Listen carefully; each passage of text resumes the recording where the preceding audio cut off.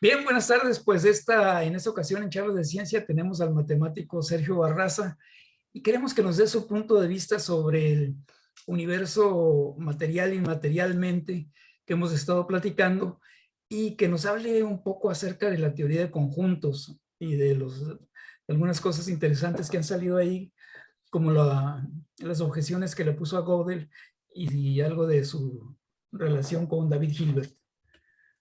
Bien, pues muchas gracias, Sergio, por estar aquí.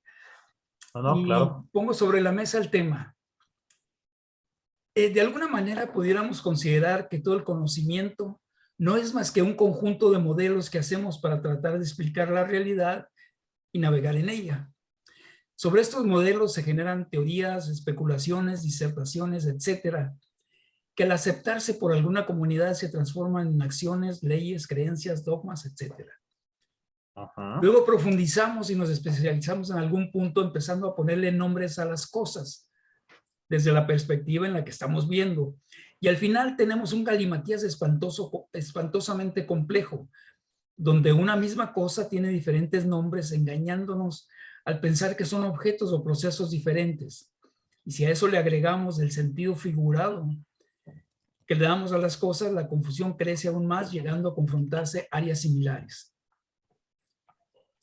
Les invito por un Ah, momento a que se desprendas de sus conocimientos especializados y etiquetados para tratar de reordenar lo no ordenado. Generemos dos universos, uno material y otro inmaterial. En el primero consideremos todos los objetos que tienen masa y sus fenómenos. En el segundo, los objetos y procesos inmateriales.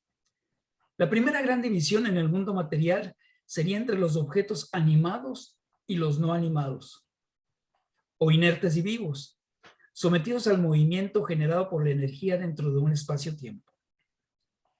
En el inmaterial tendríamos formas y pensamientos. La geometría de Hilbert nos podría generar prácticamente cualquier forma en cualquier dimensión, y en el pensamiento tendríamos la representación de cualquier fenómeno imaginable del mundo material. En el mundo material está permanentemente siendo transformado por la energía, generando movimiento y entropía, mientras que el mundo inmaterial permanece inalterable. Para poder describir el movimiento requerimos algo que nos mida el antes y el después, el tiempo. En el mundo inmaterial, siendo inalterable, no hay antes ni después. Luego no existe el tiempo como tal, simplemente es. La división más elemental de los objetos materiales por su estado serían sólidos, líquidos y gaseosos, lo que deriva de su movimiento interno. Los sólidos vibran sin moverse gran cosa de su lugar, manteniendo su forma. Los líquidos tienen un movimiento mayor adaptándose a la forma de su contenedor, mientras que los gases se mueven a mayor velocidad y libertad. En el mundo inmaterial, la geometría describe sus formas y las ecuaciones de su movimiento. Por el origen de su movimiento podríamos describirlas entre inertes y animadas, las que son movidas y las que se mueven por sí mismos. En el mundo inmaterial, agrupamos las ecuaciones que describen el movimiento de las cosas inanimadas en el conjunto de conocimientos llamados física y las animadas en la biología. El siguiente enfoque que nos puede ayudar mucho es el de la complejidad. Tenemos objetos materiales sencillos y materiales complejos que requieren formas sencillas y muy complejas respectivamente. Hasta donde conocemos, la forma más compleja de la vida es el ser humano. Y aplicando la teoría de la complejidad, tenemos una imagen en el mundo inmaterial desde las moléculas de la sangre hasta el individuo completo, pasando por células, tejidos, órganos y sistemas. Todo esto lo ve a detalle la biología con todas sus divisiones. Ya como organismos tenemos una serie de movimientos hacia nosotros y la comunidad, que algunos le llaman conductas, que tiene una relación con los órganos y que por su funcionamiento han dividido en conductas instintivas, emotivas y racionales. Aparentemente estos dos universos son independientes. Los procesos materiales pueden sucederse sin necesidad de que se entienda el mundo inmaterial, y de igual forma puede haber objetos inmateriales sin correspondencia conocida en el mundo material. Sin embargo, bueno, siempre hay un sin embargo, existe un actor que se mueve en ambos universos, la mente humana. La mente forma parte de los dos universos. La mente toma una forma en el mundo inmaterial y lo materializa en un objeto con esa forma en el mundo material y percibe el mundo material para crear formas en el mundo inmaterial. La mente conecta estos dos universos dándoles significancia a ambos. Es el actor creador de nuevas expresiones, objetos y fenómenos en ambos universos. Una vez definido este par de universos, viene lo más interesante, que son sus propiedades. En el mundo material las cosas tienen masa, son sujetos de acción con energía, están determinados por la entropía como factor de desorden y manifestación del tiempo, y el equilibrio como muerte térmica. Todos estos procesos son medibles y de alguna forma reproducibles, pudiendo generar nuevos objetos y mecanismos. La mente humana construye ciudades, objetos, mecanismos, etcétera, en el mundo material. Pero ahora vayamos al mundo inmaterial y lo primero que nos encontramos es que no hay masa, por lo consiguiente tampoco energía ni tiempo. Luego la entropía es inexistente, con lo cual los objetos no se deterioran ni desaparecen. El cuadrado que usaba Pitágoras es el mismo que se usa hoy. Y con el cuadrado todas las formas que podemos imaginar han existido, existen y existirán sin alteración porque no están sujetos al tiempo ni a la entropía. Pero en el universo inmaterial no solo está la geometría, están los pensamientos sencillos y los complejos, pero lo más estremecedor es que parte de nuestra mente está ahí, ha estado y estará siempre, como todo lo que pertenece al mundo inmaterial, al cual los grandes teólogos han llamado el universo espiritual, y a esa parte de la mente le llaman espíritu. Si todo lo que existe en el mundo inmaterial ha existido siempre, luego no hay nada que pueda ser creado en ese universo. Todo ha existido siempre, incluso los pensamientos. Y me viene a la mente lo que afirmaba Sócrates: no aprendemos nada, solo recordamos. O lo que decía Aristóteles sobre el intelecto agente, al cual describía como la parte del alma, gracias a la cual es posible alcanzar la ciencia. Y sobre esta parte del alma, la describía como radicalmente diferente a las demás partes, pues es incorpórea y por ello separable, es decir, inmortal y eterna. Luego agregaba: esta parte divina del alma es aquello gracias a la cual pensamos, podemos captar lo universal y alcanzar la ciencia. Lo cierto es que algo de nosotros es inmaterial, atemporal, libre de entropía, en forma sencilla podríamos decir inmortal, y caemos en el abismo de las grandes preguntas que nos han atormentado. Preguntas como: ¿qué estamos haciendo en el mundo material? ¿Por qué vivir esta experiencia? ¿Dónde está la memoria de nuestra vida en el mundo inmaterial, previo al momento que encarnamos? ¿Cómo será nuestra vida inmaterial cuando nos desprendamos del cuerpo? ¿Elegimos el lugar y el cuerpo donde encarnar? Nos hemos acostumbrado en nuestro intercambio en el mundo material a apoyarnos de evidencia, al experimento físico, a creer solo lo que nuestros sentidos perciben. En un océano de incertidumbre nos aferramos a escasas islas de certidumbre, islas que hemos elaborado en la evidencia, cerrando los ojos al mundo espiritual, al infinito y a la eternidad. Bien, aprovechando tus conocimientos matemáticos, Mucho de qué hablar aquí, va. claro, sí, pero podríamos empezar por la teoría de conjuntos. ¿Consideras que se pueden construir dos conjuntos independientes entre cosas materiales e inmateriales? Esa sería mi primera pregunta. Ok, no exactamente. La teoría de la que estás hablando es el topos Uranus de Platón, ¿no? O sea, así es como yo la pensaba. No conozco esa teoría. ¿La del topos Uranus? No. Pues es básicamente lo mismo. Es el mundo de las ideas. Es un mundo de ideas puras, ¿no? Y sí, me gustó mucho todo lo que dijiste. Es eterno ese mundo, ¿no? Las ideas no tienen, o sea, no funcionan, no están no es un universo como este. Claro. No es un universo distinto. Dijiste que no hay tiempo y por eso no cambia, ¿no? Pero la otra cuestión es que tampoco hay espacio, con lo Así cual es, no hay espacio. no hay espacio y no hay tiempo en ese universo, Así con lo es. que significa que Ni no hay materia. distancia. Ajá. Entonces, lo único que nos importa en el universo es siento que la matemática de ese universo es teoría de nodos, de conjunto, de conexiones que haces entre ideas, ¿no? En cuanto a lo que dices de, ¿qué era? Antes y después, ya no me acuerdo de eso. No, todo está bien. Sí, es lo curioso con la mente llegas a la ciencia, porque, ¿sabes qué significa la palabra ciencia? ¿No? Conocimiento, Ajá. ¿no? Y está muy bonito cómo hablas de islas aisladas de conocimiento, pero hay una máxima en la ciencia que dice, no hay islas en el conocimiento. De hecho, esa es la cita textual, no existen islas en el conocimiento, ¿no? O sea, todo está conectado con todo. ¿Qué es lo que hacemos con los modelos que creamos con la mente? Los conjuntos lo que hizo Cantor fue, se puso a pensar en la naturaleza y cómo es que contamos, ¿no? O sea, ¿qué significa contar? ¿Qué es contar? O sea, es una idea tan sencilla como qué es contar, ¿no? Este, por ejemplo, ¿te acuerdas de las partes de la fracción? ¿Cómo se Sí, llama la parte de arriba y la parte de abajo? sí. ¿Te acuerdas cómo se llaman? ¿No? La de arriba era numerador y la de abajo era denominador, Ah, ok, ok. ¿no? Pero estos nombres nos los dijeron hace mucho tiempo y no nos explicaron qué significaba, ¿no? El de arriba es numerador, que es, así como el decorador es el que decora, el numerador es el que numera, ¿no? Y el denominador es el que denomina. El numerador nos dice, nos numera, que es contar, que es asignarle a objetos números, ¿no? Y esta idea de asignarle objetos números en matemáticas se conoce como hacer una biyección. Déjame te lo pongo con este ejemplo. Imagínate que tienes un estadio de fútbol enorme, ¿no? Entonces, y está lleno de gente. Así hay un chorro de gente. Te tengo esta pregunta. No sabemos cuántos asientos hay y no sabemos cuántas personas hay en el estadio, pero sabemos tres cosas. Primera, no hay asientos vacíos. Segunda, no hay personas de pie.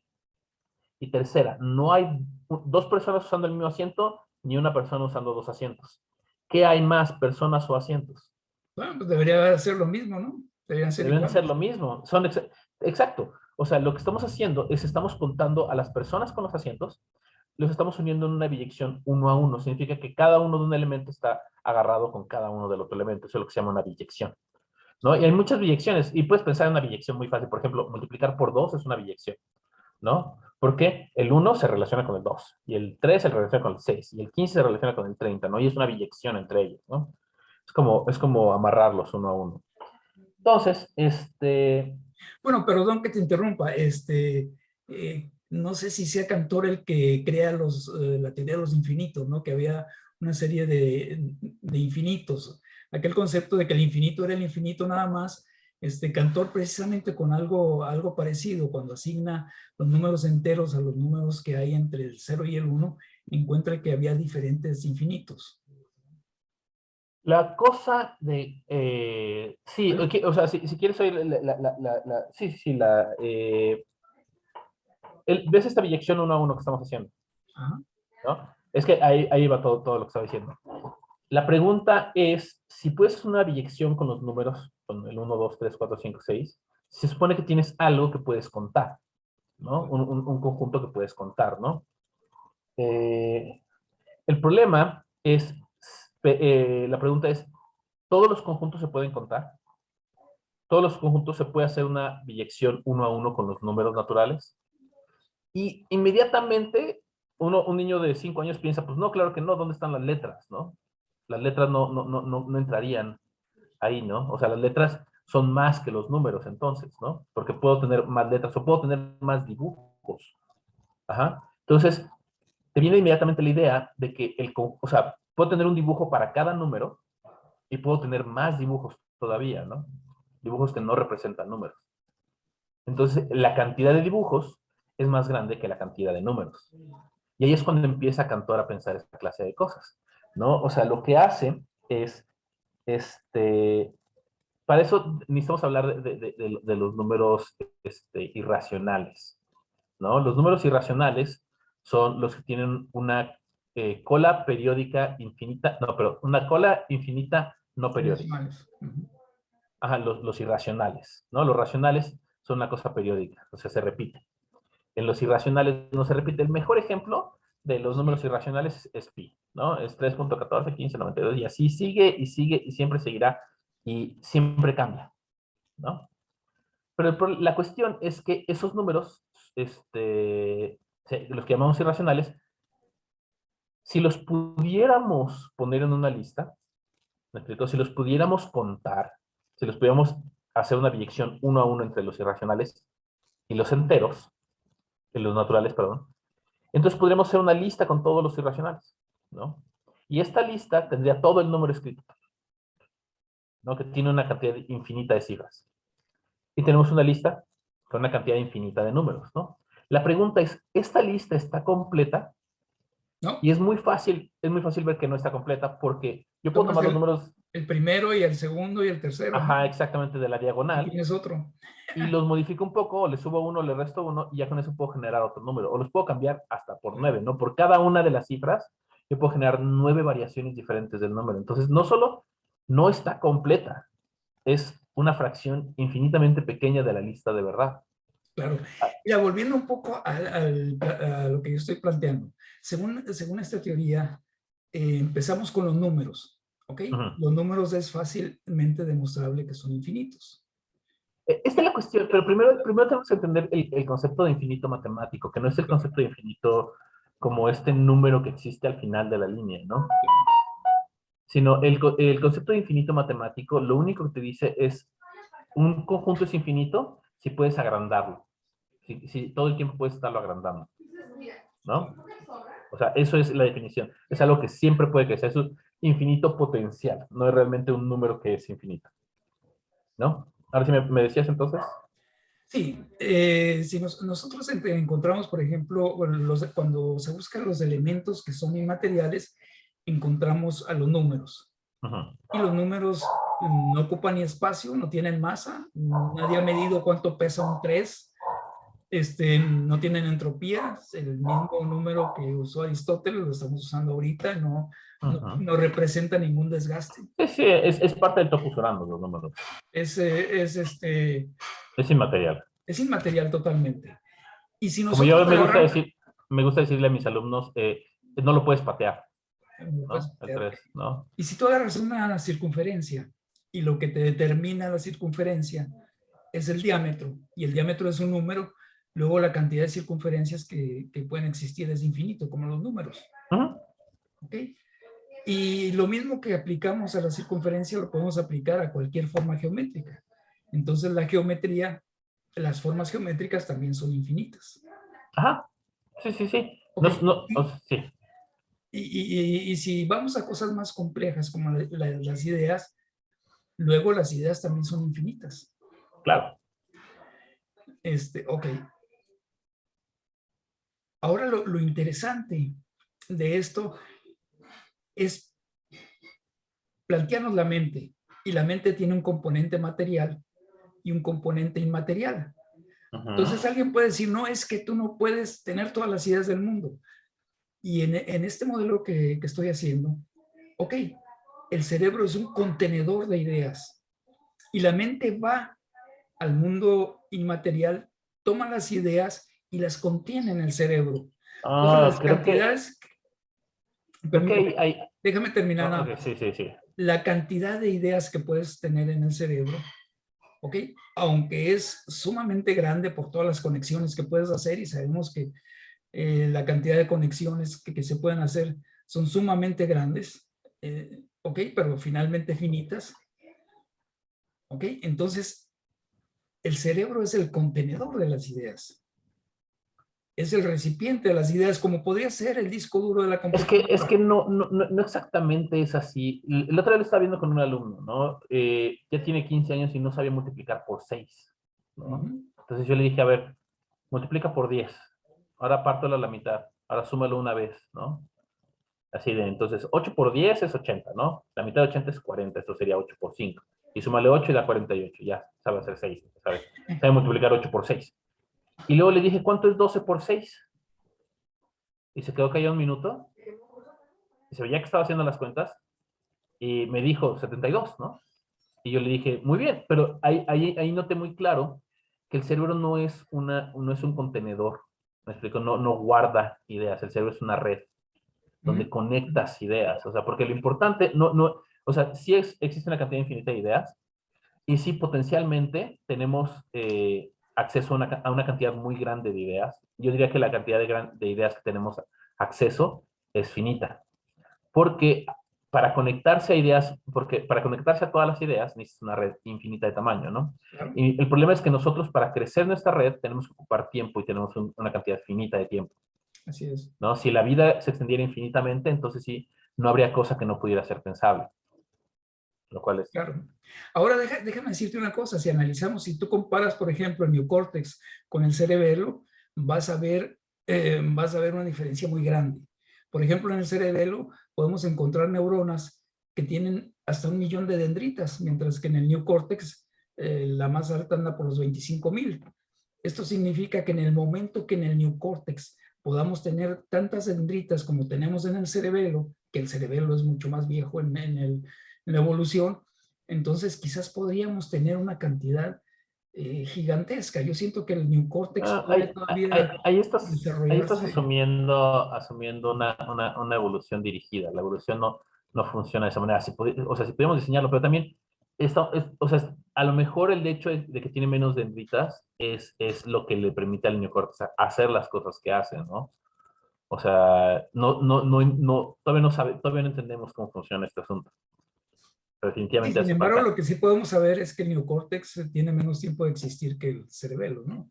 Sí, Tiene sí, menos tiempo de haberse desarrollado, sí. en la evolución tiene menos años en desarrollo. Ajá, ajá, o sea, definitivamente va a haber algo después, ¿me explico? Pero no, o sea, no podemos asegurar que lo que venga después, perdón por el perro, que es la perra de la vecina que se mete a la casa, tenemos que guardarla para que llegue mi perro.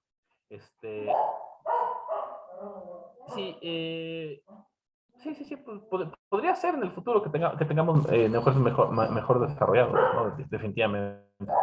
O sea, sí le llevó, ¿cuándo fue que evolucionó? ¿Perdón?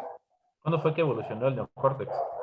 Bueno, se supone que primero se desarrolló lo que le llaman el cerebro reptiliano, luego el cerebro mamífero que le llaman, ¿no? Y finalmente el neocórtex, ¿no? Que fue precisamente cuando el cerebro tomó la forma como pelota de tenis aplastada, ¿no? Que se supone que tiene esa forma por tener mayor área superficial. Pero, pero en fin, te digo, si yo estaba aplicando este modelo a muchas cosas y entra fácilmente en todas las teorías si vemos este enfoque, ¿no? A la mente como controladora de esos dos universos, material e inmaterial, y como la gran constructora de cosas, ¿no? Esto es, todo lo que hacemos en el mundo material estamos tratando de emular las formas que existen y tomando las ideas del universo inmaterial. Y pensar en un universo inmaterial con un infinito de ideas, ahí nos cabe todo. Por ejemplo, si hablamos de los universos paralelos. Los universos paralelos, si cada vez que tomamos una decisión se hiciera un universo material, pues realmente necesitaríamos estar duplicando o multiplicando por miles de millones de mundos materiales, tantos como tomaran decisiones cada uno de los 7.000 Así es. millones de hombres. Entonces, No, como no, cosa no, no cada material, uno de los 7.000 millones de hombres. Cada una de las partículas subatómicas claro, del claro, universo. claro, claro. No, o sea, no Entonces, solo las personas, prácticamente el mundo son inmaterial números. es muy difícil. Sin embargo, en el Pero mundo ¿por qué es difícil material, eso? sí, ¿mandé? ¿Por qué es difícil eso? ¿Por qué no se puede multiplicar de esa manera el universo? Bueno, tendríamos evidencia de crecimiento, ya tendríamos De una crecimiento, evidencia del crecimiento ¿de qué no? instantáneo, Lo ¿no? único que pasa es como una hoja que se divide en dos, ¿no? Tienes una hoja donde iba una historia y en otra hoja donde iba otra historia y se divide en dos, pero las hojas no tienen grosor, ¿no? O sea, Pero evidentemente eso se puede dar solo en el mundo inmaterial, ¿no? ¿por qué? O sea, no, a lo que voy es, ah, puedes tener en una misma cuerda Ujú. una onda viajando en una dirección y otra onda viajando en otra dirección, ¿no? Cada onda representa una partícula y estas pueden cruzarse sin interactuar y sin notar que estaba la otra, ¿no? A lo que voy es, podemos tener en la misma tela del multiverso todos estos universos separados sin interactuar entre ellos, ¿no? O sea, y yo sé que parece contraintuitivo, pero todas estas ideas, o sea, ¿por qué la idea de un universo paralelo no es contraintuitiva y la idea de millones de universos paralelos en el mismo lugar sí lo es? ¿No? Simplemente están en un gradiente que es en otra dimensión o en otras dimensiones, ¿no? O sea, tenemos 3 dimensiones espaciales, pero hay teorías que hablan de 11, de 12 dimensiones espaciales, ¿no? O sea, solamente no tenemos acceso a ellas. A lo que voy es, pueden estar aquí todos, ¿no? Claro, claro, sin embargo es un poco más difícil de comprender, mientras que si tú consideras esos universos que se crean en un mundo inmaterial, pues es totalmente factible porque, porque son eternos, porque son infinitos, ¿no? Ajá, o sea, pero esta es la cuestión. ¿Qué te hace pensar que este mundo material no es sino una serie de ceros y unos? A lo que voy es, no es sino un pedacito del mundo inmaterial. A lo que Sí, yo, sí, lo que yo pues, estoy tratando de decir es que el mundo real en el que vivimos es un subconjunto del mundo del topos Uranus, donde existen estas ideas, ¿no? Es una burbuja creada dentro de ese, que se crea con la información de lo de afuera, que es consistente con el exterior, ¿no? Y es por eso que a través de vivirlo y experimentarlo, podemos ordenarlo y entenderlo, ¿no? Y lo que estamos viendo, o sea, estamos viendo 3 y 3, pero lo que realmente estamos comprendiendo son ideas del código, claro. ¿no? Por eso te digo que la idea de tener todos los... ¿cómo se llama?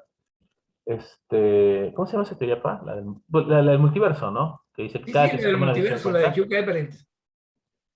Ah, Y pero es un juego matemático, básicamente. bueno, sí, sí, sí, evidentemente, y además siento que, por ejemplo, fueron un poco injustos con Hugh Everett, ¿no? Cuando Niall Bohr se pone a atacarlo, etcétera.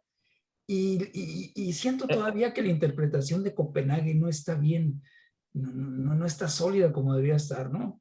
O sea, Bueno, es que, ¿sabes qué es la cosa, pa? Que es muy difícil la mecánica, es muy contraintuitiva, ¿no? claro, Porque hemos vivido millones de años como humanos, como animales, para entender el mundo y comprender el mundo en esta distancia como temporal, ¿no? Desde 1 milímetro hasta 1 millón de metros, ¿no? O sea, y fuera de eso, nuestra intuición todo se rompe, ¿no? O sea, no entendemos el universo de las grandes escalas. Y yo creo que ese es el problema con la física cuántica, que trabaja con cosas que son muy contraintuitivas, me explico, son muy claro. difíciles de comprender, pero están muy comprobadas, ¿no? O sea, las dos teorías más comprobadas, que más útiles que tenemos ahorita son la relatividad especial para lo muy grande y lo muy rápido, y la física cuántica para lo muy pequeño, ¿no? Y todo lo demás se puede explicar con alguna de esas dos, ¿no? O sea, todos los Sí, fenómenos que conocemos se pueden explicar con esas dos teorías. sí, sin embargo, por ejemplo, la interpretación que se le da al colapso de la función de onda, bueno, resulta muy contraintuitiva y es precisamente lo que inspira a Hugh Everett a sacarlo de los mundos paralelos, ¿no?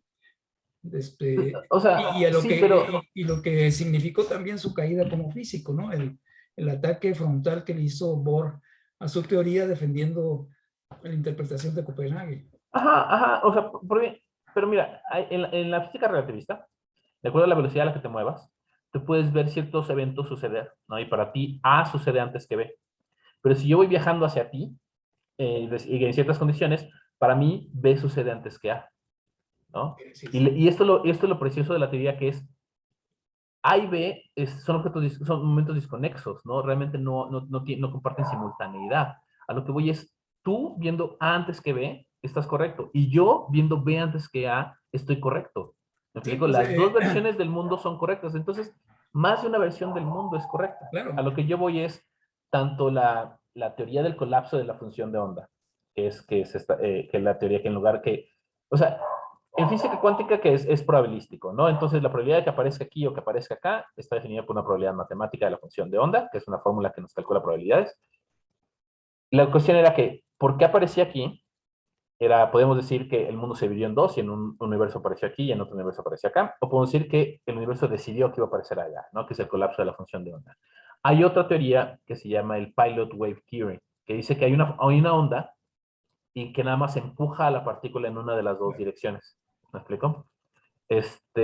Pero lo que yo voy es, de la misma manera que una ecuación de y igual a mx por más b, ¿no? Así, 3x más 5, es una línea en el plano, y esa línea en el plano también es una tabla de valores x y y, así del 0, 0, o esa misma tabla la puedes ver como una ecuación, no, perdón, como una gráfica, como puntos en una gráfica, ¿no? Y las tres representaciones representan el mismo objeto. La cuestión es que este objeto es el objeto del Topos Uranus. Y nosotros, desde nuestra pobre visión, encerrados en esta burbuja de 3 dimensiones más el tiempo, no alcanzamos a ver el objeto de verdad, el objeto en realidad. Ajá, nada más lo vemos a través de nuestros lentes anteojos, ¿no?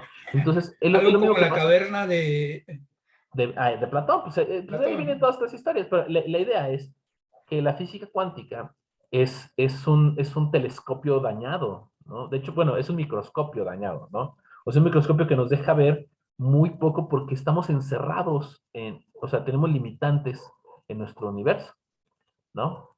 O sea, sí, son muy interesantes todas estas teorías que nos dicen que, o sea, que el mundo, como lo percibimos, realmente es una ilusión, ¿no? Ujú. O sea, y este fenómeno de que la partícula realmente no está ahí, o sea, de que la partícula o sea, puede saltar cuánticamente, no puede atravesar una barrera y en ningún punto estuvo dentro de la barrera, ¿no? El proceso del salto cuántico.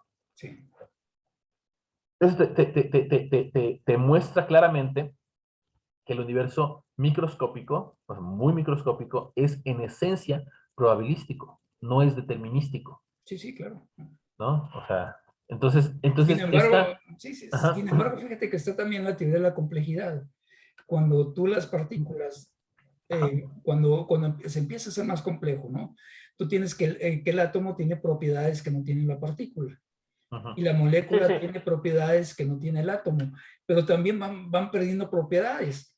Porque, por ejemplo, tú agarras una partícula y la lanzas sobre una pared y tienes que un 99% de probabilidades que la atraviesen, pero Ajá. manda una molécula de 1000 átomos y nunca la va a atravesar, ¿no? Aun Sí, claro. cuando, Bueno, esta es aun, la aun cuestión. cuando esa molécula esté formada de partículas, ¿sí? Ya perdió la capacidad de penetrar el muro. Y, o sea, la partícula, ¿qué probabilidad tiene supongamos que tiene 1% de rebotar contra el muro, ¿no? Ujú. Entonces, dos partículas tienen 1% de 1% de cruzar por el muro, ¿no? 100 partículas tienen 1% a las 100 de cruzar el muro, ¿no? Estos números, como son muy pequeños, cuando los elevas a una potencia grande, se vuelven más y más y más y más pequeños. Por eso, mientras más partículas hay en tu objeto macroscópico, más difícil es que la probabilidad de que cruce el muro. O sea, es una cuestión de Y suma de partículas. los espacios que hay entre partículas, pues es difícil, entre más grande es el objeto. Entonces, a lo que me refiero es que no hay todavía una física la física cuántica, la física relativística y la física clásica. Tenemos que usar La prácticamente. física clásica está en la física. O sea, Newton está contenido en Einstein, ¿no? O sea, las ecuaciones de Newton son Claro. simplificaciones de las ecuaciones de Einstein, a lo que voy. Sí, y sin embargo, si tú ves las ecuaciones de Maxwell, ves que Newton usó solo un eje. Entonces debe haber una física más compleja que la teoría de la relatividad. O no, sabemos que lo hay, porque hay lugares del universo donde la física relativista no funciona. Nos genera singularidades, nos genera divisiones entre ceros, nos genera problemas. No, pero lo que nos ha enseñado el camino de la ciencia que hemos aprendido es que cada vez que encontramos una singularidad, cada vez que encontramos un lugar donde las ecuaciones se rompen, es porque hay nueva física que descubrir, no es porque la teoría es incompleta. De hecho, todas las teorías físicas, toda la ciencia es incompleta por definición, ¿no? Es como, o sea, y mientras más aprendemos, más nos damos cuenta de lo que ignoramos, ¿no? O sea, nuestro conocimiento en cuestión de proporción, cada vez que descubrimos algo, cada vez que avanzamos, se va haciendo más y más pequeño, ¿no? Si respondes una pregunta y te genera 100. Exacto, o sea, la cuestión es, Sí, sí, sí. O sea, mientras más sabemos, menos sabemos, realmente. Solo sé que no sé nada, Bueno, ¿no? sabemos más de lo que desconocemos. Sabemos más de lo que tenemos que saber. No, no, no. O sea, Entonces, no, tenemos no. que, Desconocemos mucho más de lo que sabemos. ok, estamos aprendiendo que ignoramos muchas cosas. Exactamente. Como decía, cambiaría todo lo que sé por una fracción de lo que ignoro. Que sí. Por una fracción medible de lo que ignoro, ¿no? O sea, sí, no. O sea, que es esta misma idea de la mente conectándose con las ideas, ¿no? O sea, tenemos el problema ahí, la restricción que tenemos es el tiempo, ¿no? El tiempo finito de la vida que no nos va a dejar conectar con todas las ideas, ¿no? Pero en sí, en teoría, todo está conectado, ¿no? Y a veces está conectado de formas más fáciles de lo que parece, ¿no? Hay ideas, hay estructuras que se repiten en diferentes niveles a diferentes escalas en el universo. Anyway. Sí, sin embargo, fíjate que si volvemos al modelo UMIM que le llamo, suena lógico que nosotros viajemos a buscar ideas, que seamos más un monitor que una computadora, ¿no? Un monitor que anda tras las ideas y no una computadora que está generando las ideas. Esto es, yo siento que Otra es vez, voy a más, necesitar que me expliques eso otra vez. sí, yo siento que la mente humana, más que una computadora, es un monitor que va a buscar que el proceso de la información y el procesador central es ese universo inmaterial donde ya están todas las ideas y uno va a buscar las ideas que necesita y las que se acomodan para crear dentro del cerebro un marco de referencia, Ujú. lo que quiere saber. ¿Me explico? Pero no Ajá, que sí. dentro del cerebro se estén generando las ideas, sino que la mente tiene la capacidad de ir a ese mundo de Pero, las o ideas sea, y ajá, tomar pero es lo que que es la necesita. misma idea. Lo que estás diciendo estás describiendo el mismo proceso, ¿no? Generar una idea es Ujú. encontrar un camino, Así es.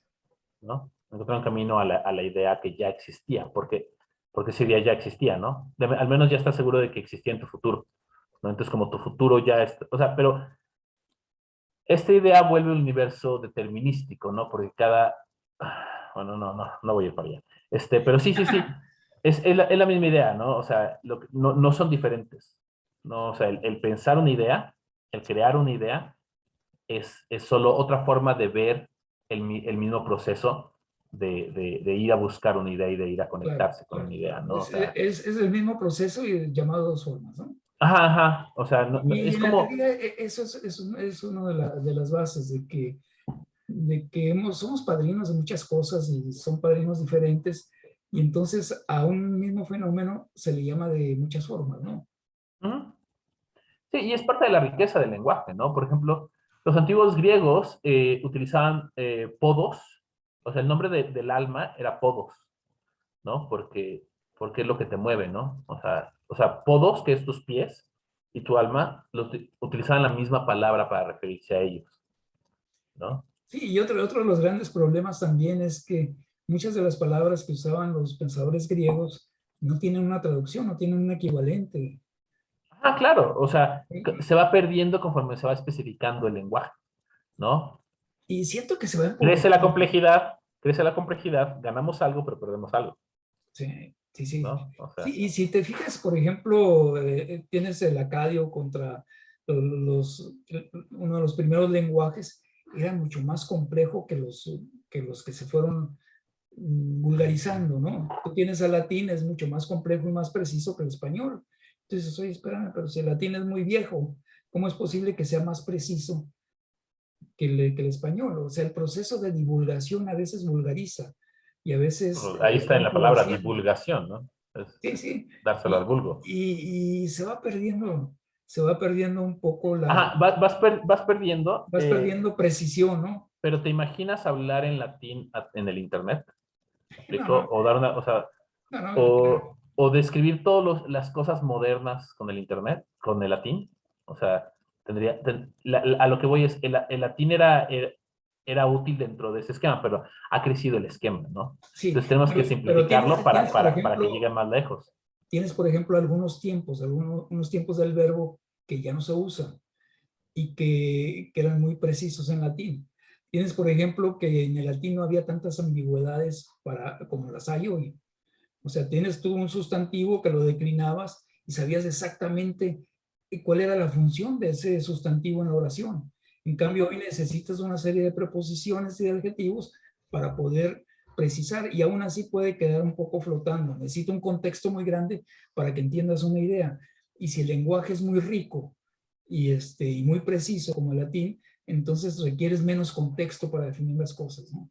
Sí, sí, sí, Y hay pero menos problemas eso es para... parte de la riqueza del lenguaje, ¿no? O sea, eso es lo bonito del lenguaje, que haya ambigüedad, que haya doble sentido, ¿no? O sea, eh, it's not a bug, it's a feature, ¿no? Es algo bueno que en el lenguaje tengamos ambigüedad, ¿no? Que es lo que te decía esto de podos de alma y pie, es bonito porque te habla de conexiones íntimas, de conexiones secretas, de conexiones muy básicas, que era el asunto este de denominador y numerador, ¿no? Que era lo que te hablé al principio. Las palabras, la gente que inventó esas palabras para ponérselas a esos objetos, era mucho más lista que tú y que yo, ¿no? Porque en sus tiempos no existían matemáticas y ellos crearon parte de las matemáticas, ¿no? A lo que voy es, nos dejaron pistas, ¿no? Que están dentro del lenguaje florido que ellos usaban, ¿no? Pero también su lenguaje está limitado por muchas otras cosas, ¿no? Por sus tiempos, como esta idea de unas chicas que estaban rehaciendo una fórmula, una medicina de un libro del medievo, ¿no? Y en el medievo decía, tienes que dejar la mezcla burbujeando y rezar 3 Aves Marías, ¿no? Y Sí, así sí. como para bendecir la mezcla. No, es porque en el medievo la gente no tenía relojes y la persona que escribió el libro no tenía forma de decirles, espera 15 minutos, ¿no? Ponle a hervir 15 minutos, ¿no? Entonces, hay conocimiento que está escondido, atrapado dentro de ese florido lenguaje que tenemos que empezar a traducir, ¿no? Entender este concepto de que más de una versión de las cosas puede ser cierta al mismo tiempo, ¿no? De que tu verdad puede ser cierta y mi verdad puede ser cierta y las dos pueden sobrevivir en el mundo, ¿no? El mundo es grande para eso. O sea, tenemos que regresar a la ambigüedad, siento yo, que la ambigüedad nos da mucha riqueza, nos apunta hacia dónde estudiar, hacia dónde tratar de descubrir las cosas, ¿no? Permíteme un segundito. Si gustas seguir, regreso en un segundito. Ok, yo también voy por ahí.